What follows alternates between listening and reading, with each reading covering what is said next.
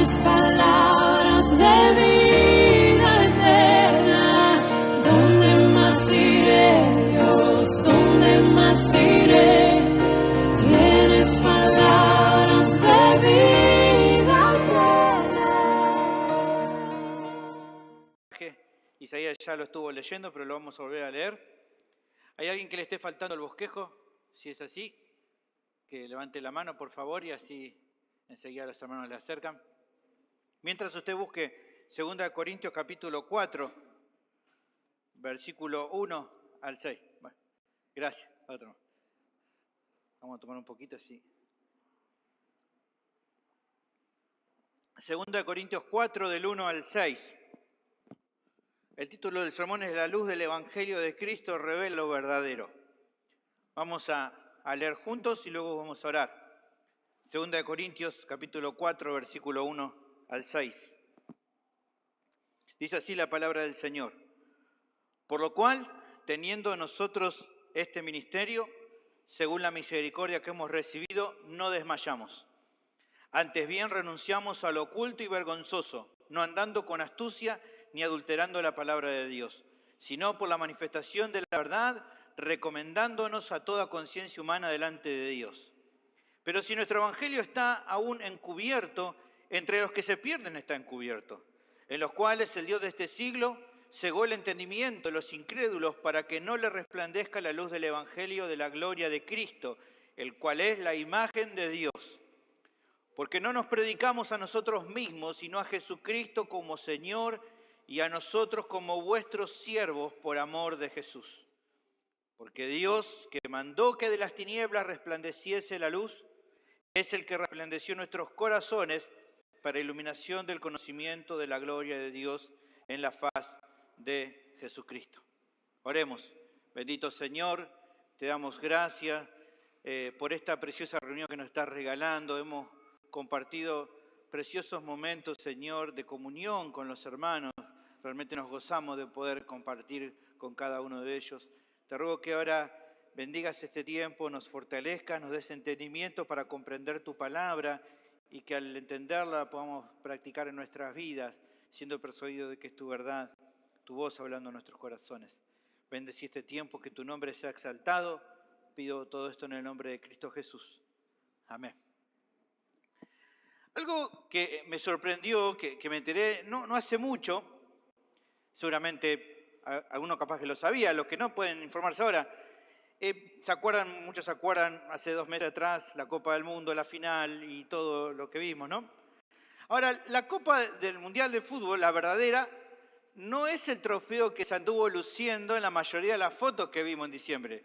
Algunos muestran una foto, ¿no?, de alguien mirando así medio extraño, porque no se veía la real. Bueno, resulta que la original, la Copa original, solo se exhibe por un par de minutos durante la premiación y después vuelve a ser guardada, por lo que solamente la tocan los ganadores y los dirigentes que se la entregan. Nadie más la puede tocar.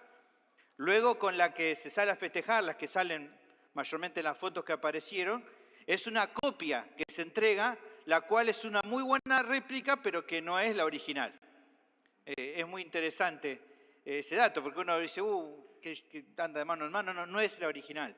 Esto se hace para proteger y preservar a este trofeo que es tan admirado y codiciado. De hecho, el primer trofeo que quedó en manos de los brasileros, por haberlo ganado 3 veces, se lo robaron a los brasileros y lo fundieron como oro. Eso que no vino para Argentina, y no tampoco hubiera sido. Pero bueno, eso pasó y por eso han definido hacer esto. Ahora, ¿por qué menciono esto al comenzar este sermón? Bueno, justamente porque hoy vamos a hablar un poco acerca de algo que es genuino y algo que no lo es. Pero a diferencia del ejemplo que mencionaba, donde el que define lo que es verdadero de lo que no, en este sentido del trofeo, en ese caso es el organismo principal del fútbol, la FIFA, en este caso, para hacer esta distinción entre lo verdadero y lo no que es verdadero, hay un elemento esencial en la vida de los cristianos, que es lo que mencioné al comenzar, la luz del Evangelio de Cristo. Ahora, tal vez alguien tenga la duda, ¿y qué es esto de la luz del Evangelio de Cristo? Bueno, por medio del texto de hoy podemos ver que se usa el concepto de la luz para ilustrar un concepto fundamental de la Escritura. Se asemeja al conocimiento que cada cristiano recibe por medio del Evangelio para que eso lo salve, para salvación, con la capacidad que una persona tiene de ver por medio de una luz. Se busca usar esa comparación, a ese conocimiento que recibiste por medio del Evangelio y que te salvó como una luz que se prendió en tu vida. Esa obra es esencial en la vida de cada cristiano. Esa obra ha producido en tu vida y en la mía, pero no solamente es esencial, sino que distingue lo que es genuino de lo que no lo es. Leyendo esta segunda epístola de los Corintios, podemos saber que falsos apóstoles se habían introducido en esta congregación por medio de cartas de recomendación. Lo hemos leído la vez pasada, ¿se acuerdan? Segunda de Corintios capítulo 3, versículo 1. Pablo ahí dice, ¿comenzamos otra vez a recomendarnos a nosotros mismos? ¿O tenemos necesidad, como algunos, aquí está hablando de los falsos apóstoles, de carta de recomendación para vosotros o de recomendación de vosotros? Él está citando esto porque justamente los falsos apóstoles habían venido con cartas de recomendación que eran falsas. Por medio de eso se habían introducido dentro de la iglesia local. Los hermanos allí inmaduros lo habían recibido ingenuamente. Y tal parece que una vez que ellos ya se habían consolidado, que estaban infiltrados en la iglesia, empezaron a acusar gravemente a Pablo, buscando con estas acusaciones alejarlo de la comunión con la iglesia local. ¿Por qué buscaban esto? ¿Para defender su propia enseñanza? No, porque ellos querían quedar con el control del liderazgo de ese lugar y poder de esta manera aprovecharse de estos miembros que eran bastante incautos y maduros, ¿no? Decían, por un lado, como vamos a ver hoy, entre otras acusaciones, varias que tenemos ahí en la carta, que él andaba, por así decirlo, como diríamos nosotros, en cosas raras, que Pablo andaba como en cosas raras. Por eso es que el apóstol se ve obligado a escribir esta carta para defenderse, que no sea lo que más le gustara. No le gustaba justamente hacerlo, él tiene que defender su ministerio. Lo hace esencialmente porque sabe que si estos siervos falsos terminaban logrando su cometido, que era alejar a Pablo de la iglesia en Corinto, lo que corría riesgo no era tanto su propia reputación, algo que no le preocupaba al apóstol, sino que justamente los corintios se desvíen de sus enseñanzas y por lo tanto se desvíen del evangelio de Cristo, que era lo que él les había enseñado. Lo que a Pablo le importaba esencialmente no era ni su ministerio, ni su fama, sino preservar el evangelio y la enseñanza sana que él le había dado a la iglesia, que corrían riesgo si estos hermanos seguían a estos falsos apóstoles que estaban en aquel lugar. Por todo esto es que él va a usar el tema de la luz espiritual que el evangelio da a los creyentes para defender su ministerio. Porque como bien él va a demostrar por medio de este pasaje, no solo que esta luz revela a quién es de verdad un discípulo de Cristo, sino que además también es un recurso eficaz para confirmar a un siervo genuino del Señor. Así que te animo a que estés atento al sermón de hoy, porque estoy seguro que va a ser de mucha edificación para tu vida. El tema del sermón entonces, la luz del Evangelio de Cristo confirma, es una prueba fehaciente de quién es en verdad un siervo genuino de alguien que no lo es. Ese es el tema de hoy. Porque, bueno, el pasaje da tres realidades acerca de la obra de esta luz en cada siervo. Vamos a ver esta realidad a partir de ahora. La primera de las realidades es que la luz del Evangelio de Cristo divide a lo genuino de lo falso. El pasaje comienza con una conexión de lo que se explicaba antes en la carta, agregando en este caso una nueva enseñanza. Versículo 1 dice, lea conmigo, por lo cual, teniendo nosotros este ministerio, según la misericordia que hemos recibido, no desmayamos. Yo decía que había una conexión con lo anterior. ¿Cuál es? Bueno, cuando se menciona aquí el comienzo, por lo cual teniendo este ministerio lo que resalta es lo que se mencionaba en el anterior pasaje, en el capítulo 3. El ministerio del cual está hablando es el llamado de cada siervo de Dios como Pablo a ser un ministro competente del nuevo pacto. Así se define él. En capítulo 3, el capítulo anterior, versículo 6, él dice justamente de sí mismo que el ministerio que recibió es ese, dice, el cual, el Señor, asimismo nos hizo ministros competentes de un nuevo pacto. Este es el llamado, este es el ministerio que él ha recibido, al ser un ministro competente de un nuevo pacto. En los versículos anteriores, también en el capítulo 3, se recalcaba la diferencia entre el antiguo y el nuevo pacto. Él hace una de las referencias en el Antiguo Testamento más extensas entre la diferencia del Antiguo y el Nuevo. ¿Para qué lo hace? Para demostrar la gloria más prominente en el segundo, en el Nuevo Pacto, concluyendo con eso que los falsos apóstoles que estaban persuadiendo a los creyentes en Corinto, ellos le estaban enseñando un evangelio diferente, un evangelio en el cual ellos obedecieran costumbre del Antiguo Pacto, no como algo tal vez accesorio, sino como algo esencial para su salvación, como un medio necesario para ello. Él le muestra la gloria al Nuevo Pacto para entonces mostrarle que hacer eso, creer que eso era el Evangelio y la enseñanza correcta, era algo que no servía para nada. No necesitaban volver a las costumbres de antes para por medio de eso salvarse, porque eso no le iba a servir. Y eso solo iba a conducir a los corintios a la ruina espiritual. Por eso él hace esta demostración del Nuevo Pacto.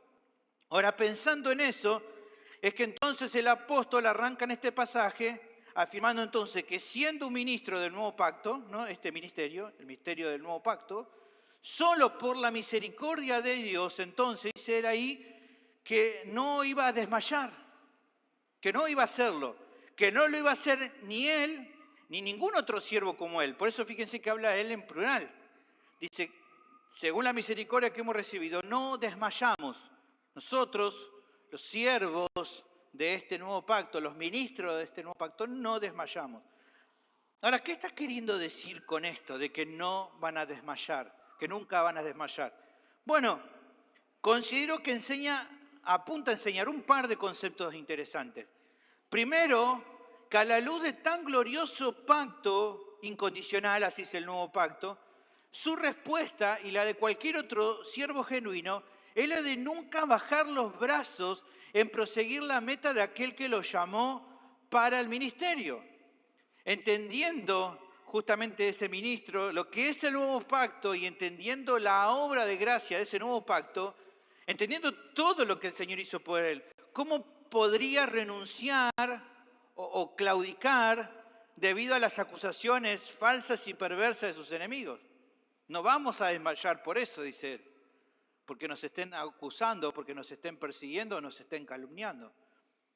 Pero también decía que había un par de elementos importantes. Creo que hay otro elemento importante.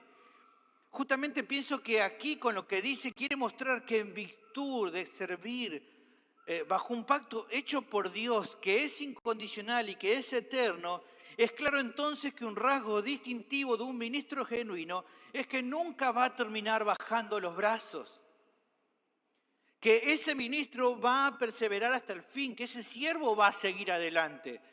Que si bien es cierto que un creyente que sirva con fidelidad va a padecer luchas y sufrimiento, porque eso no es que ya no vamos a pasar eso, justamente vamos a pasar momentos difíciles, en ocasiones va a tropezar, un siervo fiel del nuevo pacto nunca se va a rendir. ¿Por qué? Porque justamente el que lo llamó es fiel para cumplir su promesa de sostenerlo hasta el fin. Si el que te llama es Dios, Él te sostiene. Por lo tanto, si Él es el que nos sostiene, la perseverancia en el ministerio, la perseverancia en tu servicio al Señor, no es un mérito por el cual ningún siervo pueda gloriarse, sino en definitiva, de última, claramente, un resultado de la misericordia de Dios, de lo que aquí está hablando Él. Es según su misericordia que seguimos adelante. Por eso cada siervo verdadero que tiene presente esto, siempre se va a esforzar por dar toda la alabanza, todo el reconocimiento y toda la gloria al Señor, que es el que lo sostiene. Mire, uno de los textos que a mí me pasa y que me siento que más me representa como ministro y que se relaciona con esto es justamente un texto precioso, el que está en 1 Timoteo 1:12. Pablo reconociendo la esencia de su ministerio. Y me uno a él y seguramente todos los que sirven al Señor de corazón fielmente deben sentirse identificados con lo que Pablo dice acá, lo que le dice a Timoteo en 1 Timoteo 1:12. Dice, doy gracias al que me fortaleció, a Cristo Jesús nuestro Señor, ¿Por qué le doy gracias? Porque Él me tuvo por fiel poniéndome en el ministerio. Le tengo que dar gracias. Tengo que reconocer que por su misericordia estoy acá. Porque Él me tuvo por fiel y me dio este privilegio grande de poder servir a otros. Él merece la gloria. A Él le damos las gracias.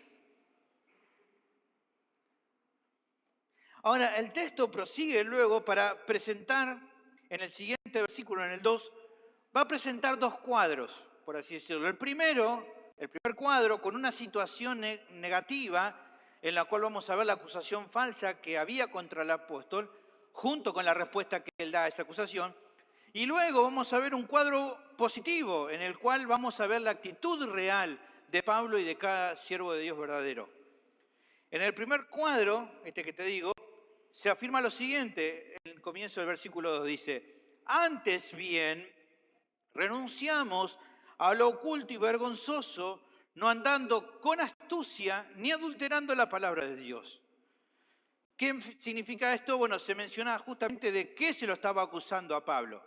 Los falsos apóstoles lo criticaban diciendo que él no era un fiel ministro de Dios, ya que según ellos, él estaba ocultando cosas en su vida y que lo hacía porque eran cosas vergonzosas. Hay cosas que las personas hacen que por vergüenza esconden porque saben que si son expuestas demostrarían al mundo que son un desastre y por eso las tapan. Esto era lo que justamente se estaba queriendo decir de Pablo. Pablo lo presenta acá porque justamente es lo que se le está acusando. Ahora, lo triste no era que estos charlatanes, estos falsos apóstoles, enemigos de la cruz de Cristo, dijeran cosas tan perversas del apóstol. Eso no es lo más grave. ¿Qué esperás de un lobo disfrazado de oveja sino una cosa así? Lo más lamentable de lo que estaba pasando en aquel lugar es que justamente los corintios, creyentes que eran tan amados por el apóstol, hubieran prestado el oído a semejantes acusaciones maliciosas respecto a su padre espiritual. Como diríamos nosotros, lo que le dolió en el hígado a Pablo era que sus hijos espirituales hubieran creído semejante acusación sobre él. Que no le hubieran dicho a estos hombres: no digas eso de Pablo, no es así. Ellos les prestaron oído. A ver, pensémoslo por un segundo. Imagínate que te enterás de que alguien a quien amás muchísimo y por quien siempre diste lo mejor de tu parte, te enterás que, como decimos nosotros, te saca el cuero, desconfía de vos a tus espaldas o acepta críticas hacia tu vida que no son ciertas. Es una traición horrenda. Porque decís, bueno, que la gente del mundo, que la gente que no me conoce pueda pensar cosas de mí, que gente por malas motivaciones piense mal de mí, bueno, pero que alguien a quien amo y que me conoce piense mal de mí, eso realmente debe doler. Eso podría desanimar a cualquiera. Pero a pesar de las muchas lágrimas de Pablo por toda la situación con su amada iglesia de Corinto, eso no hizo que se desanimara o que definiera alejarse de ellos por haber tenido esta actitud. Quizá otro hubiera dicho: ya está, esto ya no hay vuelta atrás. No, de ninguna manera. Él le dice en esta misma carta, un poco atrás, le cuenta sobre las lágrimas que ha derramado por los hermanos a los cuales ama. Pero él no renuncia a la relación que tiene con ellos. No va a dejar de servirlos por más que ellos lo defrauden. Dice: porque por la mucha tribulación y angustia del corazón os escribí con muchas lágrimas. Él les escribió exhortándolos a que se arrepientan. Pero fíjense la imagen. Imagínate esa imagen. Alguien escribiendo y mientras escribe llora. Así dice él aquí, ¿no? Os escribí con muchas lágrimas.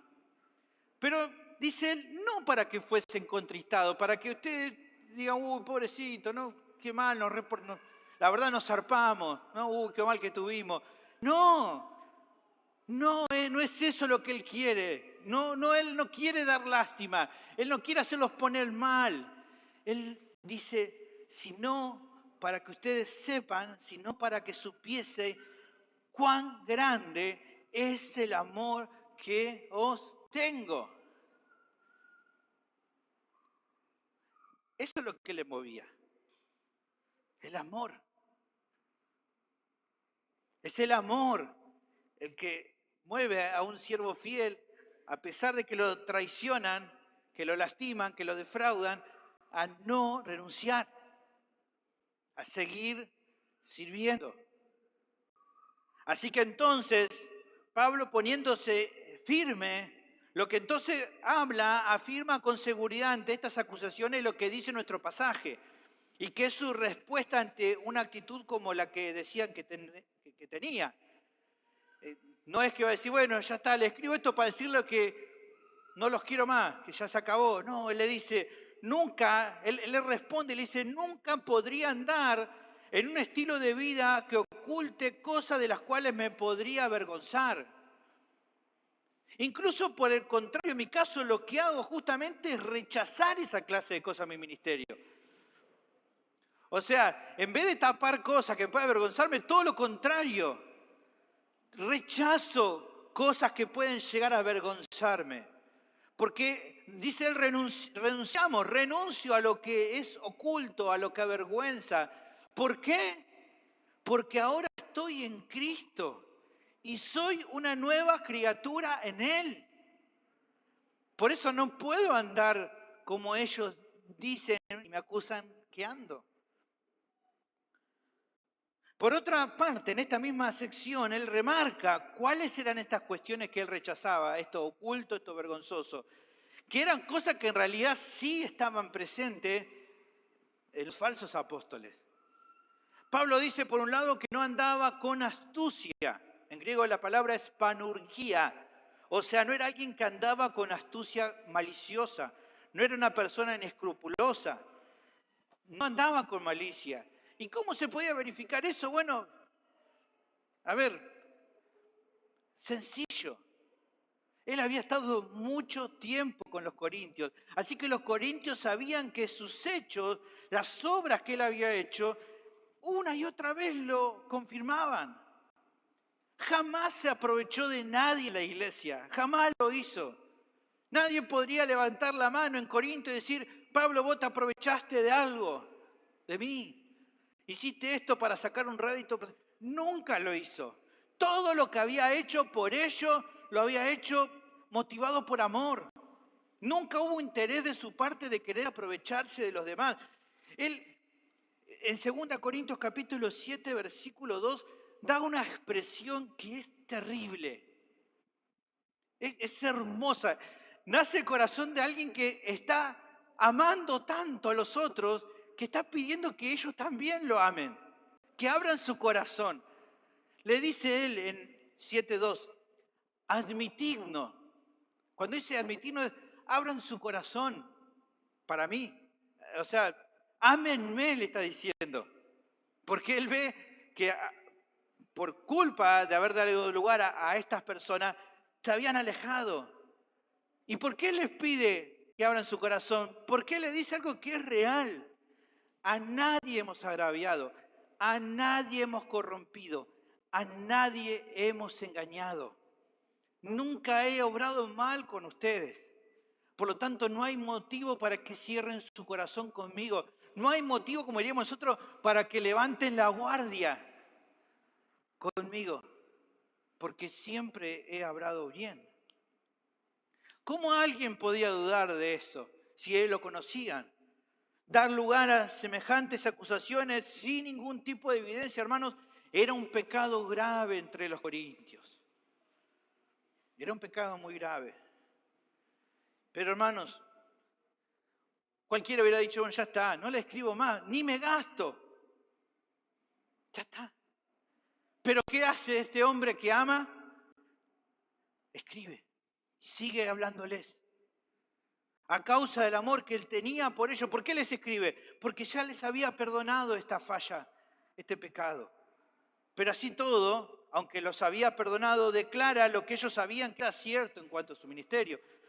Por otro lado, también remarca que tampoco no había actuado con astucia ni tampoco había adulterado la palabra de Dios.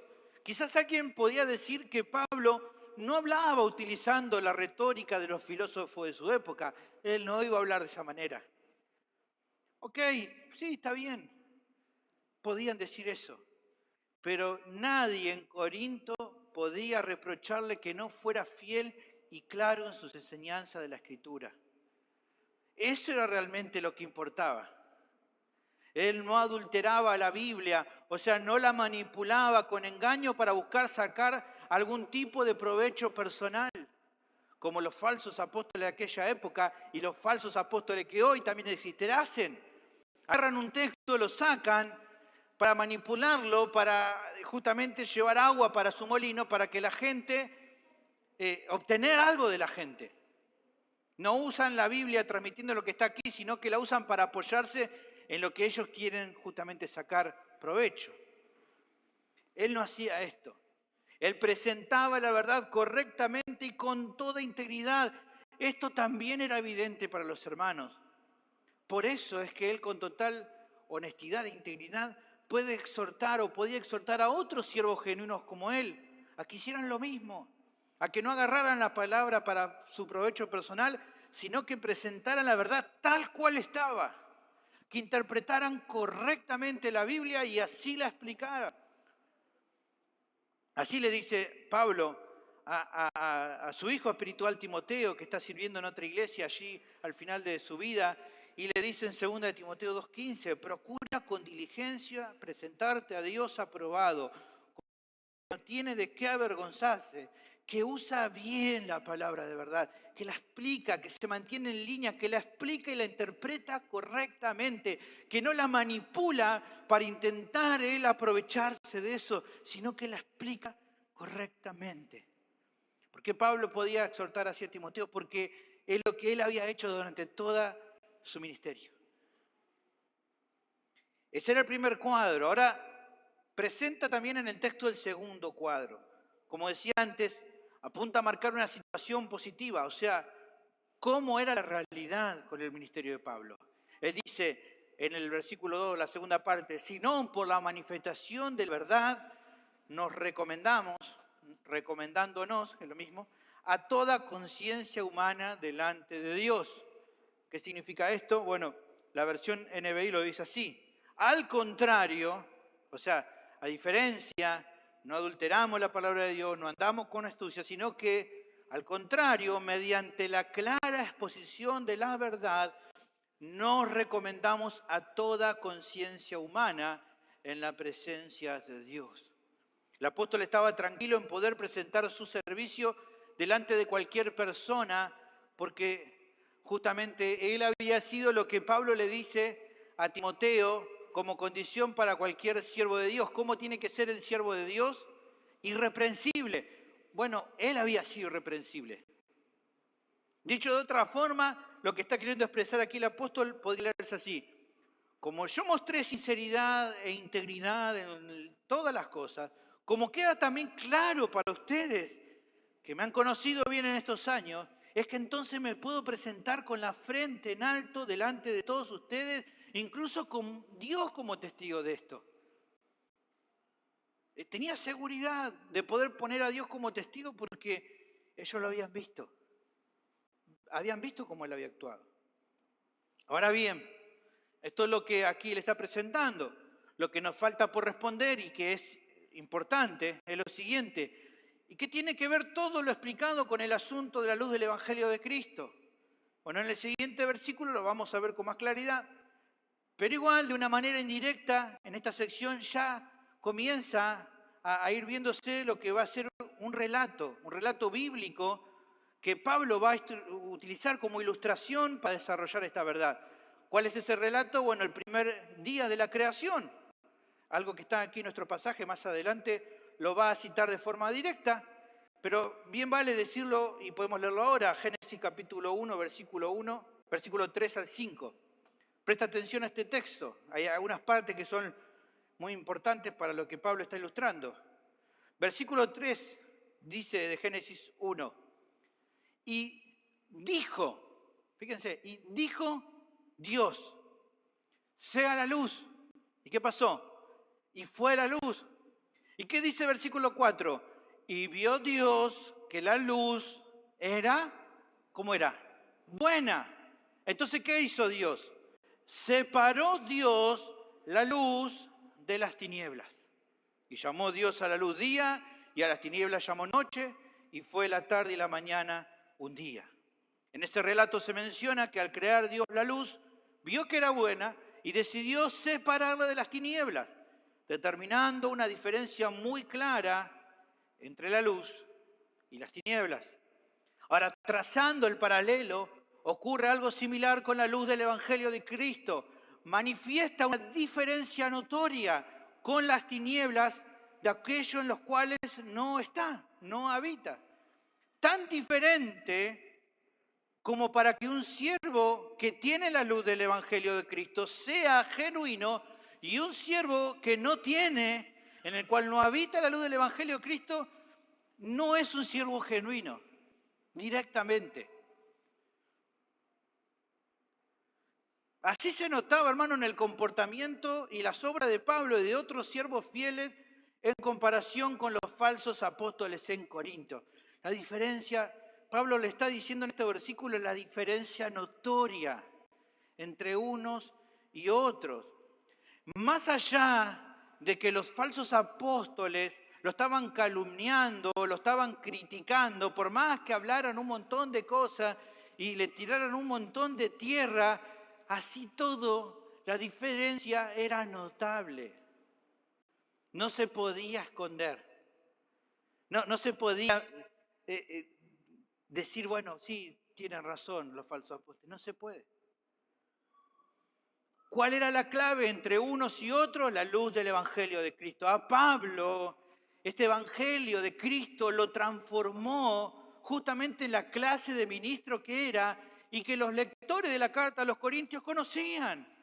Un siervo que no andaba en tinieblas tapando cosas que lo podrían avergonzar, sino que todo en su vida estaba expuesto como Dios de testigo de eso.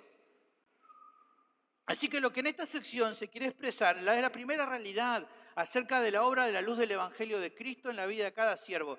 Deja en evidencia la diferencia entre lo genuino de lo falso. Los siervos genuinos son los que están envueltos, por así decirlo, en esa luz. En cambio, los falsos están en tinieblas. ¿Cuál es la diferencia? Que en los siervos genuinos, la luz del Evangelio de Cristo ha transformado sus vidas y en los otros no. La luz del Evangelio separa lo bueno de lo malo, lo auténtico de lo falso, lo que es de lo que no es. Por eso necesitamos tanto del mensaje del Evangelio para confirmar lo verdadero. Ahora, al considerar esta sección, creo que es importante aclarar que el Evangelio no solo revela la diferencia entre un siervo genuino de uno falso, sino incluso, obviamente, más claramente, entre un creyente verdadero de uno que no lo es, entre una iglesia de algo que no sea iglesia. Sin el Evangelio, una iglesia ya no sería iglesia, sería solo un grupo de personas religiosas queriendo buscar a Dios por sus fuerzas. Por eso es por medio del Evangelio de Cristo que los que no pueden a causa de su pecado acercarse al Dios Santo, reciben un nuevo corazón y el perdón de todos sus pecados. Por eso es que el Evangelio puede ser comparado a una luz que divide a lo oscuro, a lo vergonzoso, a lo que está bajo la condenación del pecado, de lo que es glorioso, de lo que brilla, de lo que resplandece en un mundo que está en sombra.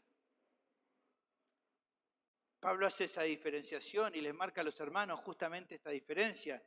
Él les habla en Filipenses capítulo 2, versículo 15, y dice, para que seáis irreprensibles y sencillos, hijos de Dios sin mancha, en medio de una generación maligna y perversa, en medio de la cual resplandecéis como luminares en el mundo.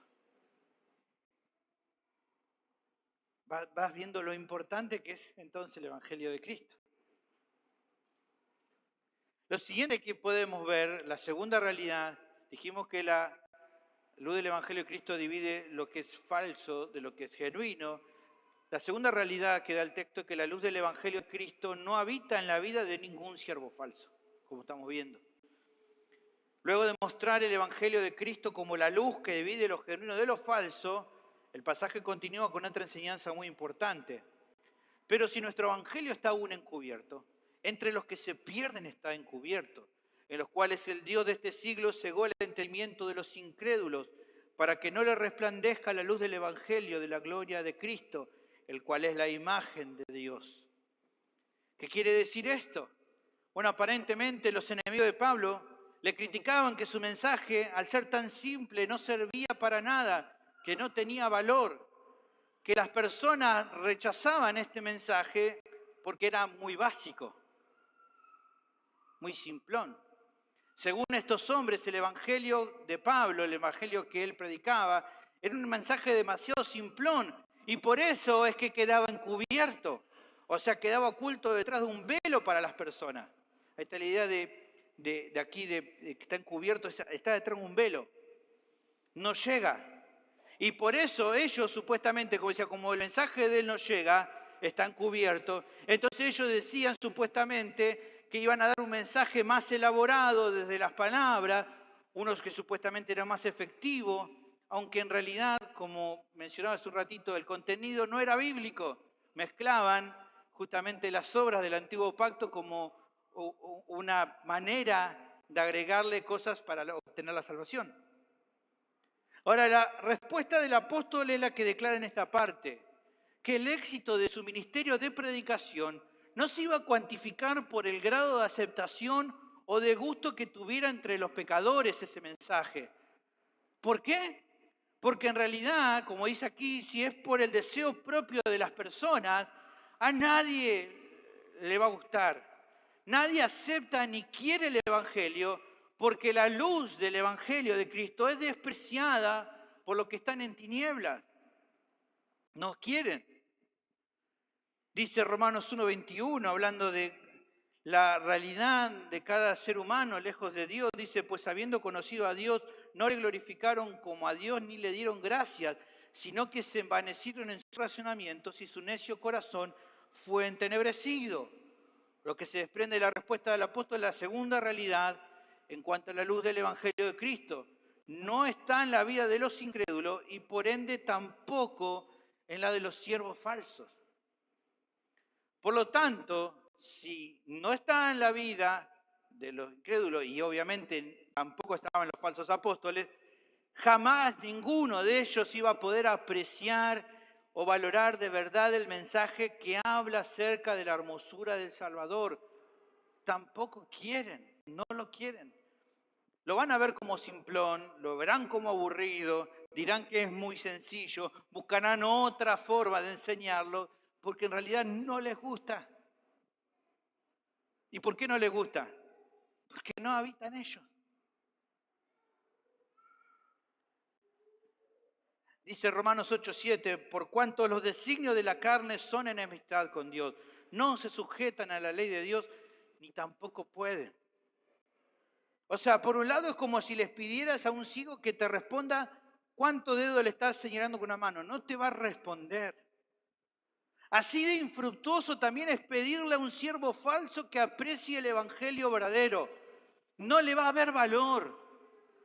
El único valor que he conocido hasta acá, que un siervo falso le da a explicar correctamente el evangelio verdadero, es cuando sabe que le va a poder sacar rédito para sí mismo.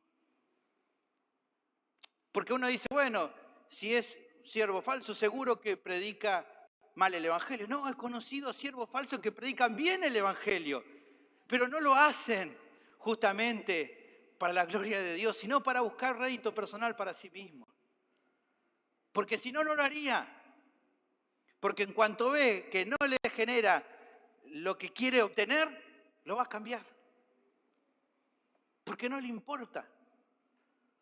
Porque no lo va a apreciar nunca hasta que no salga de las tinieblas en las cuales está. Porque también en esta realidad se cumple el famoso dicho de que no hay peor ciego que aquel que no quiere ver. Las personas, incluidos los siervos falsos, no desprecian el evangelio verdadero ni porque sea un mensaje sencillo, ni tampoco porque sea difícil de entender, sino porque no lo quieren aceptar.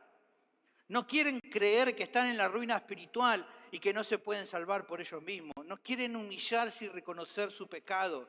Creen que son buenas personas y que por eso, si entonces existe un ser supremo, Él no los va a juzgar con dureza, con la dureza que sus pecados merecen. Ante la verdad del Evangelio se escandalizan o no le dan importancia porque revela su condición. Por eso no quieren hacerse cargo que ante las exigencias de la ley de Dios ninguno puede dar la talla, que por lo tanto merecen el castigo y que por eso es tanta la necesidad que tenemos de un Salvador personal como Cristo. No le van a ver esa importancia. Pero de acuerdo a esta sección también se le suma un agravante. A estas personas que no aceptan la verdad del Evangelio, el enemigo, el diablo, el Dios de este siglo, como vimos hoy, uno de los tantos nombres que se le da, los ciega para que busquen vivir vidas lejos de Dios. El enemigo les ofrece supuestas mejores propuestas en la vida. Y estas personas, ciegos como están, caminan neciamente hacia un destino de condenación eterna. Y quieras o no, si hoy te pones a pensar, nuestra sociedad refleja esta condición lamentable. Creen que no necesitan a Dios en sus vidas o que en realidad el infierno es un cuento de terror para niños. Y Dios los juzga por esta maldad, permitiendo que el enemigo les ofrezca las riquezas vergonzosas que sus propios deseos internos quieren. El diablo les da, por ejemplo, sexo libre fuera del matrimonio. El diablo les da codicia, les da la maldad que buscan, les da una vida confortable viviendo en la vanidad de su vida, les da poder, les da placer y lujuria sin límites. Y ellos, como moscas que cegados van hacia la luz, no se dan cuenta que se dirigen hacia la perdición. Afirman vivir en libertad cuando en realidad son esclavos de su pecado y del diablo. Todo esto trae como resultado lo que dice esta sección, que a todos los que se pierden no les resplandezca la luz del Evangelio de Cristo, que es la imagen de Dios. ¿Qué significa esto que le resplandece? Bueno, algo que los creyentes genuinos y los siervos que son genuinos han podido comprender desde el día que han recibido la salvación. Que por medio del Evangelio hemos podido conocer a nuestro Señor Jesucristo, quien dice Colosenses 1:15, es la imagen perfecta del Dios invisible. A Dios nadie la ha visto jamás, dice Juan 1:18, pero el Hijo nos lo ha dado a conocer. ¿Y cómo lo hemos visto a Cristo? Por medio de la fe en su Evangelio. Para los incrédulos, incluidos los siervos falsos, eso no significa nada, pero para ellos, por eso a esta gente, para ellos las cosas de Dios, y muy en particular el Evangelio de Cristo, los aburre. ¿Por qué? Porque todavía debido a su ceguera no conoce la hermosura de Cristo. Por eso le resulta re pesado. 15 minutos de Evangelio, 1 hora de sermón, ¿cómo haces para aguantarte? Dicen. Claro, porque les es aburrido. Porque no disfrutan de conocer más a Cristo, porque lo desprecian. Ahora, meditando en esta sección, pienso que hoy tenemos un problema parecido a lo que acontecía en Corinto. Personas que van a una iglesia como si fueran cristianos, identificándose como cristianos, pero que todavía están cegados. Justamente en Corintio pasaba, los falsos apóstoles y algunos de los corintios eran este tipo de gente.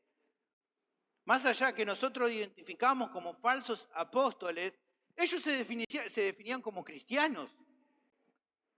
Nosotros los estamos identificando, pero por fuera parecían cristianos. Y muchas veces no ha pasado eso, hermanos. He conocido personas que por fuera parecían cristianos, pero no eran. Estaban cegados. El tiempo demostró que su vida no había sido transformada. Entonces, y así ha conocido un montón de personas, seguramente aquellos que están hace muchos años en el cristianismo han conocido un montón de personas en muchas iglesias que se identifican, viven como cristianos, hacen cosas de cristianos, pero que están cegados. Entonces, como a esa persona se aburren del evangelio, les parece muy simple, quieren otras cosas. Se aburren, se cansan. Sus actitudes demuestran algo. Detrás de la actitud de alguien que se puede aburrir, que se puede cansar de escuchar la palabra de Dios o que se puede cansar o aburrir de escuchar el evangelio, lo que muchas veces o mayoritariamente ocurre es que en verdad no quieren a Cristo. Seamos honestos. Y eso en la actualidad se ve en muchas ocasiones. Iglesias repletas de personas que se identifican como creyentes, pero a los que todavía el evangelio les está encubierto. Por eso es que necesitan muchas cosas para mantenerse entretenidos. Actividades recreativas, eventos masivos, predicaciones, si pueden ser en lo posible cortas y por sobre todo las cosas divertidas. Y muchas otras cosas más. Pero en definitiva no les alcanza. No les alcanza. Y lamentablemente sus líderes sucumben ante estas personas, ofreciéndoles recursos para que entonces se sientan más a gusto. Las charlas entre los líderes en muchas iglesias es, ¿qué le decimos a la gente? Porque se está aburriendo, porque se está yendo, porque están cansados. Y entonces empiezan a pensar justamente, bueno, entonces busquemos algo que los mantenga más entretenidos, pero no entienden que su problema es otro. El problema no es que se aburran porque tal vez lo que se enseña sea más o menos bíblico. El problema es que al no tener la luz del Evangelio de Cristo, entonces esas personas que se dicen cristianos necesitan rellenar su corazón con otra cosa. Este mal incluso, tengo que decirlo, pueden aquejar a iglesias que sean sanas.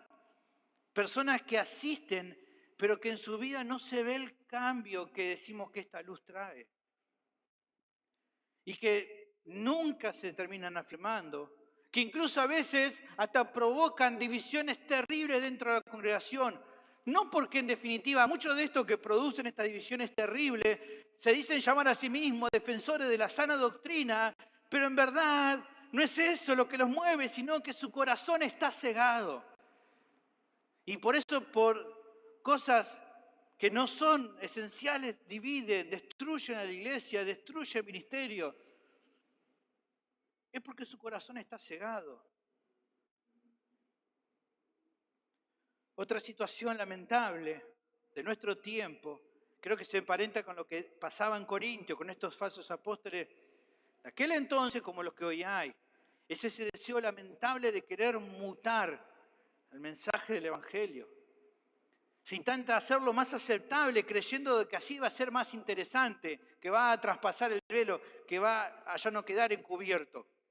Se busca meterle algunos condimentos más emotivos. Se promete un evangelio, se denuncia como evangelio, o se predica un evangelio con promesas de un cambio de vida que va a solucionarle todos los problemas.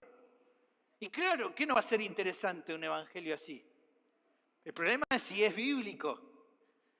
El problema no es si suena lindo o no suena lindo. El problema es si la Biblia dice eso.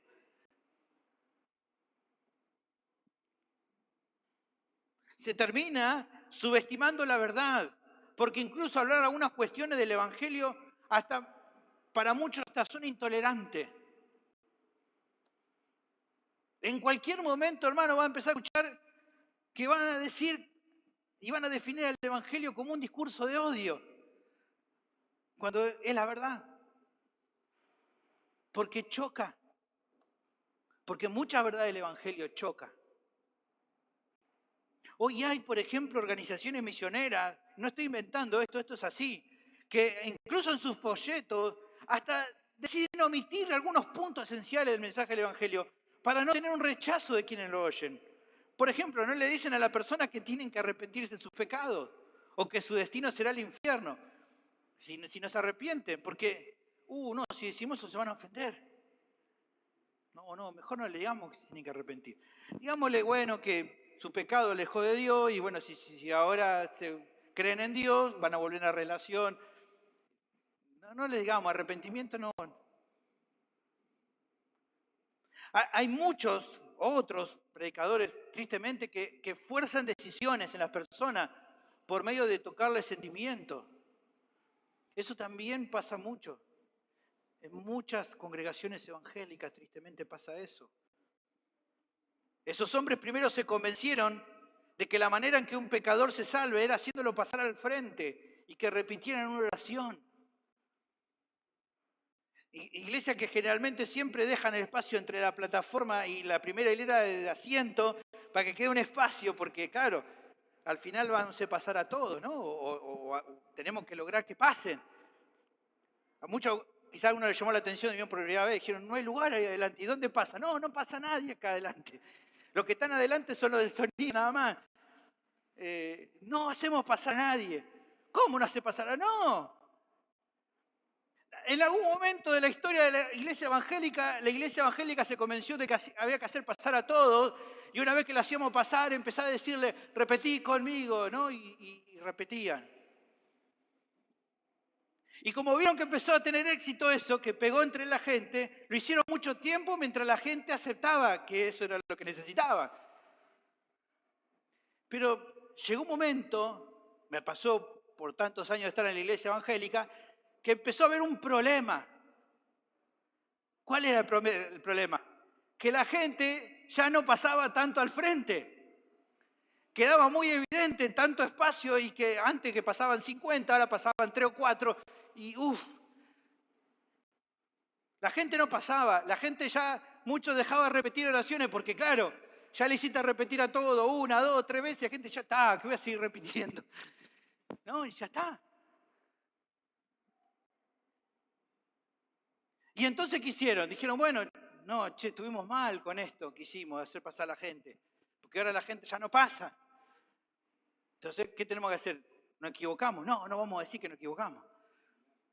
Entonces, ¿qué idearon en su mente? Bueno, empecemos a buscar recursos emotivos. Persuadamos con historias que toquen sentimientos. Algunos pensaron eso. Otros dijeron, vamos a empezar a gritar mucho. Yo a veces grito, sí, es verdad, tengo que a veces aplacarme, pero no, me ganaban. Yo he estado en iglesia donde, gritaban, esos muchachos, unas voces, gritaban. Gritaban como para convencernos, gritaban y pegaban el puño en el púlpito y gritaban. Triste, cómo gritaban. Más que predicadores, se parecía más bien a los profetas de Baal, que gritaban y gritaban, se sajaban, porque querían intentar convencer a la gente por medio de su grito. Otros dijeron, no, vamos a probar metiéndole el teclado de fondo.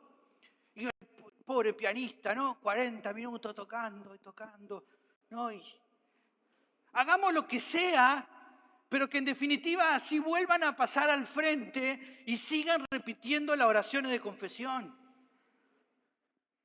Estrategias puntuales durante una predicación, todo buscando agregar cosas. Hermanos, estoy convencido que tenemos la responsabilidad de mantener puro el mensaje que recibimos, es lo que el Señor nos ha mandado a hacer. No intentar meterle cosas para sonar más agradable. Y aclaro, hermano, no está mal querer adecuarnos a nuestro tiempo. El tema es no negociar la verdad. Ese es el asunto. Porque Dios nos va a juzgar si diluimos el mensaje y vamos a estar cometiendo el peor error con los pecadores. Porque lo que los pecadores necesitan escuchar es el evangelio verdadero si realmente queremos que se salve. Finalmente, la tercera realidad de que la luz del evangelio de Cristo solo está presente en cada creyente genuino por medio de la obra de Dios. La última sección del pasaje comienza con el enfoque del servicio del apóstol. ¿Cuál era su enfoque? ¿En qué enfocaba su ministerio? Versículo 5. porque no nos predicamos a nosotros mismos, sino a Jesucristo como Señor, a nosotros como vuestros siervos por amor de Jesús. A diferencia de los falsos apóstoles que hablaban mucho acerca de sí mismos, Pablo recalcaba que sus enseñanzas no apuntaban a autoexaltarse, sino a predicar a Jesús como Señor, al señorío de Cristo. Lo mismo hacían los demás siervos genuinos. En Hechos 2:36, fíjense lo que otro siervo genuino como el apóstol Pedro predicaba. Decía él a su audiencia: sepa pues ciertísimamente toda la casa de Israel que a este Jesús a quien vosotros crucificasteis, Dios le ha hecho Señor y Cristo. Pedro no se predicaba a él mismo, sino a Jesucristo como Señor. Un evangelio que no exponga a Cristo como Señor no es un evangelio valioso porque no está completo.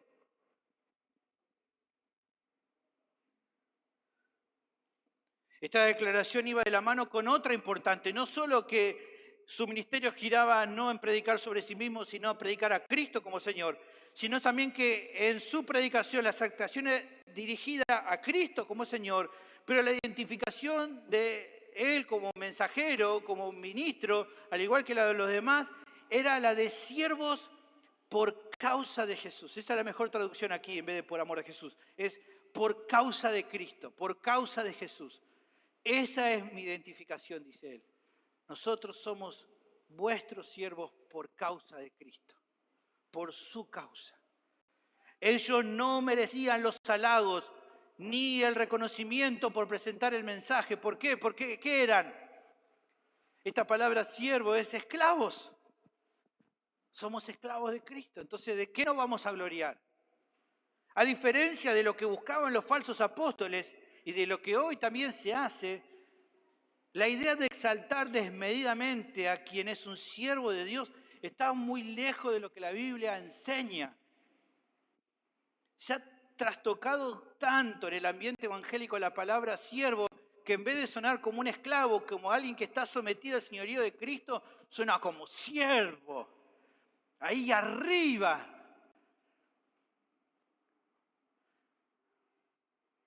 No, es siervo, ahí abajo. Porque es esclavo. Porque el que está ahí arriba es el Señor y no nosotros. Un esclavo no tiene derecho a promocionar lo que hace. Solo está haciendo lo que el Señor le mandó. No tiene motivo por el cual jactarse por hacer lo que hace.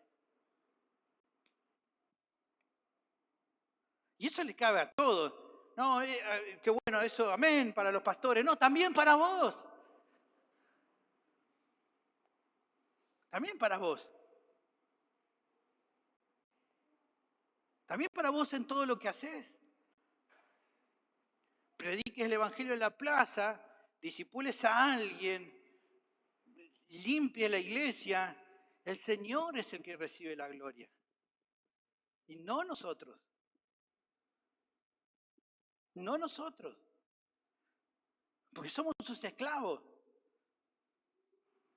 No debo buscar que me feliciten por hacer lo que el Señor me mandó. Porque si Él es mi Señor, es porque tengo que obedecerle.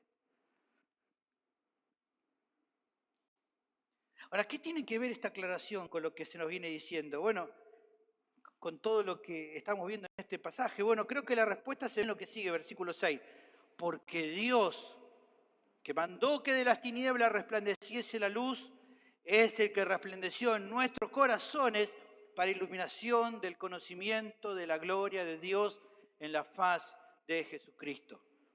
No se está queriendo resaltar que su mensaje, Pablo demostraba que Cristo es el Señor por querer llevarle la contra a los falsos apóstoles o para ganar por la fuerza la controversia con ellos. Lo expone justamente a Jesucristo como Señor acerca de la obra de la luz del Evangelio de Cristo. Lo expone para hablar acerca de que si se resalta que Cristo es Señor, es porque se tiene presente de que es solo por medio de su señorío que las personas puedan recibir la luz del conocimiento para salvación. Lo reconocemos como Señor porque solo por su señorío es que nosotros hemos sido salvos. Como dice un salmo con total verdad, Salmo capítulo 3, versículo 8, la salvación es del Señor. Y es entonces para reforzar ese concepto que en esta sección de forma clara se usa como referencia a lo que decía el pasaje de Génesis, capítulo 1, versículo 3 al 5, el primer día de la creación. En ese relato que recién se acuerda hablábamos, no solo se muestra, como decía recién, que Dios vio que la luz era buena y que separó la luz de las tinieblas, como dijimos, sino también se remarca que la luz brilló. ¿Por qué? ¿Por qué brilló la luz? Porque Dios lo mandó. Dijo Dios sea la luz y la luz fue hecha. La luz no se creó por la acción de ningún otro factor que no fuera el poder infinito del Señor, reflejado tan simple en que Él dijo y fue. La luz fue luz porque Dios dijo que sea luz. Ahora, con esta ilustración en mente, es que entonces se exalta que la obra de salvación de cada pecador es solamente fruto del señorío de Cristo y de nadie más, de ninguna otra cosa. Tu salvación es totalmente una obra de gracia divina, que de acuerdo a su señorío, Él decidió hacerte parte de su familia, incluso desde antes de la fundación del mundo por medio del Evangelio. No tuvo que ver con algo que vos hayas definido hacer, es lo que Dios hizo por vos. Tu fe con la cual creíste es un don de Dios. No lo escogiste vos a Él sin que Él te haya escogido a vos primero. Le amás a Él porque Él te amó primero. Fuiste perdonado simplemente porque Él murió en la cruz en nuestro lugar. La justicia que nos ha declarado inocentes delante del trono de Dios es la justicia imputada por Cristo, de Cristo, por medio de la fe. Entonces no hay motivo por lo cual gloriarse ni jactarse. Ha sido todo su obra por nosotros. En Efesios 1, 4 y 5 dice, según nos escogió en Él antes de la fundación del mundo, para que fuésemos santos y sin mancha delante de Él. En amor, habiéndonos predestinado para ser adoptados hijos suyos por medio de Jesucristo, según el puro afecto de su voluntad. Esto es lo que determina la diferencia. La luz del Evangelio que el mismo Cristo usa para salvar a los pecadores es la misma luz que solo está presente en cada uno de esos pecadores a los que capacita para ser sus siervos. La diferencia entre el siervo genuino y el que no lo es solo porque Dios ha hecho la obra en tu vida. Esa es la tercera realidad acerca de la obra de la luz del Evangelio de Cristo. Lo que se remarca sencillamente en esta parte es uno de los momentos del plan de salvación de Dios. En la eternidad, dijimos, te predestinó para ser parte de su pueblo. Hace unos 2000 años atrás, envió Dios a su Hijo al mundo, efectuó la redención por nuestros pecados. Pero luego, en cada caso particular, un día diferente para cada uno de los que estamos aquí seguramente, un día Dios resplandeció en nuestros corazones para iluminar el conocimiento de su gloria en la faz de Jesucristo. Ese día el Señor abrió tu entendimiento y pudiste ver la condición de tu alma. ¿Te diste cuenta? ¿De qué te diste cuenta? Que estabas sucio, que estabas condenado. Entendiste la necesidad que tenías de recibir el perdón de Dios. Y entonces tus ojos espirituales vieron la hermosura de la gloria de Dios en la persona de Cristo. O sea, tu alma pudo ver la belleza del Señor. ¿Cómo fue eso? Bueno, yo en un sentido debo decir que no sé bien cómo pasó. porque es algo espiritual. Pienso tal vez un poco para entender qué pasó en la respuesta del ciego sanado por Jesús, y me tomo la libertad de parafrasearlo para decir como él: yo no sé bien lo que pasó, no entendí bien lo que ocurrió, pero algo sé, que yo era ciego y que ahora puedo ver. Pero, aunque no sepa bien cómo pasó, sí sabemos bien quién lo logró. Fue el Señor el que tocó nuestra vida y nos permitió ver. Eso está claro. No fue nadie más. Fue el Señor.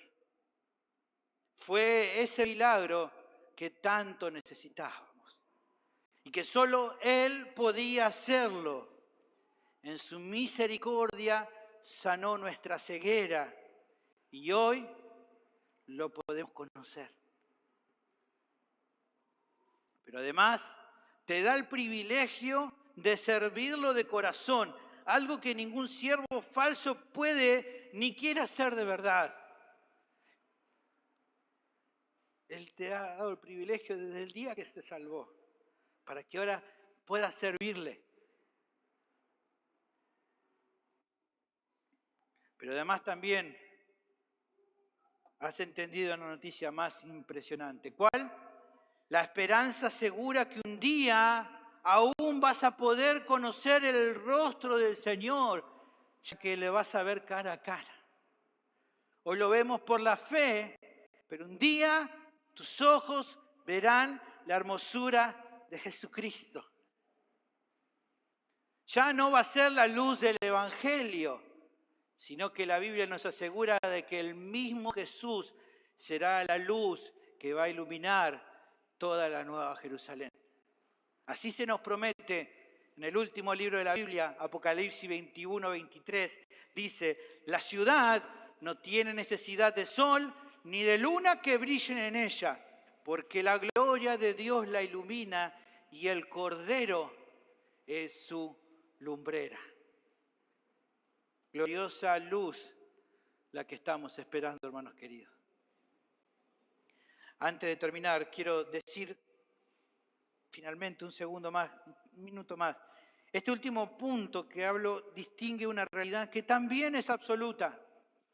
O estás en Cristo y fruto de eso sos salvo, o estás sin Cristo y por lo tanto todavía en condenación. O sea, o la luz del Evangelio está en tu vida o todavía seguís en tiniebla. O estás todavía ciego o ya podés ver. Porque déjame decirte, amigo, amiga, que en lo espiritual no existen personas ciegas a medias o que vean a medias. O ves o no ves. Pero quiero decirte algo más, que tal como decía hace un ratito, que la salvación dependa del Señor, no tiene que llevarte a que te desanimes pensando si tal vez Él querrá salvarte o no, sino que te tiene que animar a darte cuenta que así como solo Cristo tiene el poder como Señor para salvar, también Él es misericordioso y te llama a que vengas hoy arrepentido y creas de todo corazón en Él.